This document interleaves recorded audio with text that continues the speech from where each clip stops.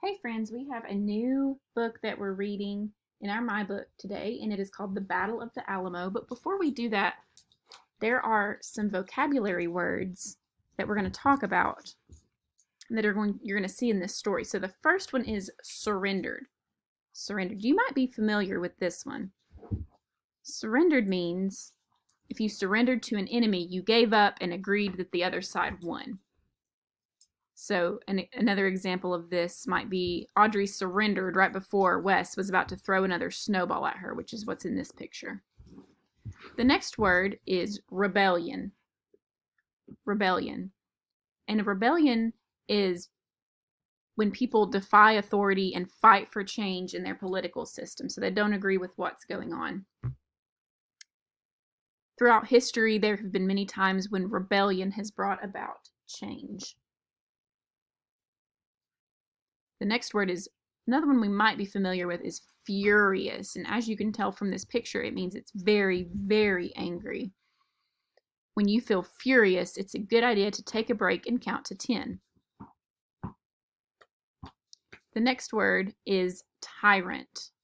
Tyrant. You might remember this from some of the Revolutionary War readings and talking about King George III was considered a tyrant.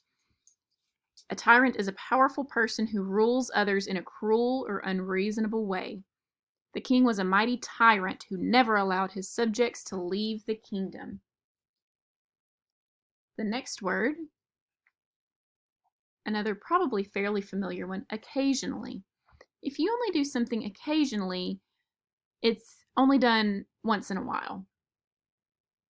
So we would occasionally see a shooting star while we were camping. Not very often, but sometimes. And the last word from this book, this story, is secure. Secure. When you secure an area, you make it safe from attack. So the castle had high walls to secure it from attack. So those are going to be words that we see in the Battle of the Alamo story. But first, before we get to that, we're going to look at making inferences, because in this text, as we read it the first time, we're going to be thinking about making inferences. And so what that means is the author may not tell you everything in a text, and you have to make inferences to fill in the holes. So you're using clues from the text, so what it's telling you, plus what you already know, and that's going to give you an understanding of what's happening. So you're taking text evidence plus your background knowledge that you already have, and that's going to help you understand what's happening in the text better.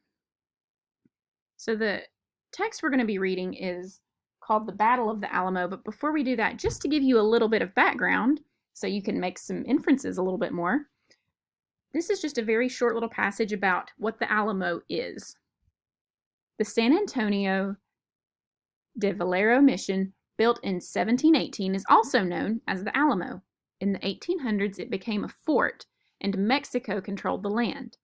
In 1835, people rebelled against the Mexican government, wanting to create the independent Republic of Texas. Rebels held out against the Mexican army for 13 days. They were defeated, but in later battles against the Mexican army, soldiers shouted, "Remember the Alamo!" In 1845, Texas officially became part of the United States. And the caption over here says, "The Alamo is a National Historic Landmark in San Antonio, Texas." So we know that there was a fight for 13 days and the rebels were defeated, but later Texas did end up becoming part of the United States. So this is the text in your My Book. It's on page 289. It is called The Battle of the Alamo. In the first part, I'm just going to read the very first section, and we're going to think about making some inferences with that. Remember, that's taking what you're reading in the text and adding it to the background knowledge that you already know, so you can have a better understanding of what's happening. So I'm going to start here where it says, taking sides over Texas. It's December 9th, 1835. The streets of San Antonio, Texas are filled with excitement.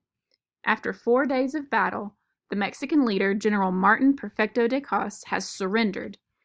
The townspeople of San Antonio cheer when the Mexican army marches out of the city.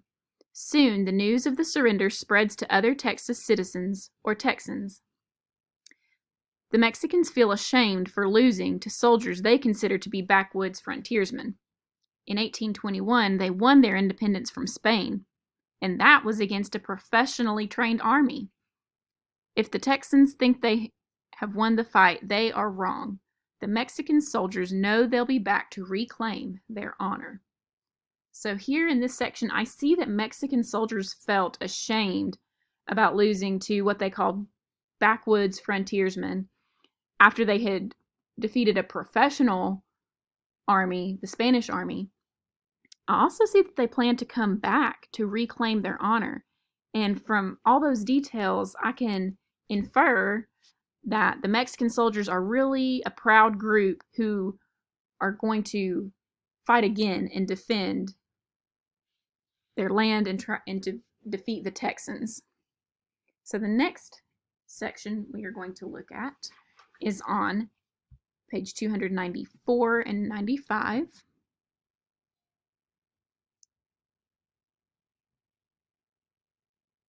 And there we're going to read in paragraphs 26 and 27. You hurry up to Bowie's room. Along the way, a man stops you. Travis wants us to gather supplies from the shacks in La Vilita, he says, pointing to the nearby village. Will you help us? You agree to go. You push open the Alamo's heavy gates. Then you sprint 300 yards to La Vilita. You must move quickly so the Mexicans don't spot you. You search all the shacks and return with baskets of food, clothing, and blankets. So,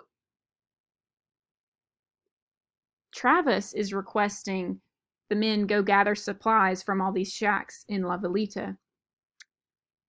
And I'm thinking, why would he be asking them to do that? So I'm going to take what I already know about this text and what I know already in my mind, my background knowledge, and according to the text, Travis is worried about conserving resources. He's worried about running out of supplies. He only fires the cannons occasionally to save cannonballs, and I can infer that he's worried about other resources too.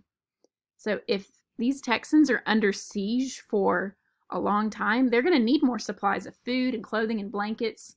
And so that's why he's sending those men to the village to get supplies, because he's afraid they're going to run out while they're under siege.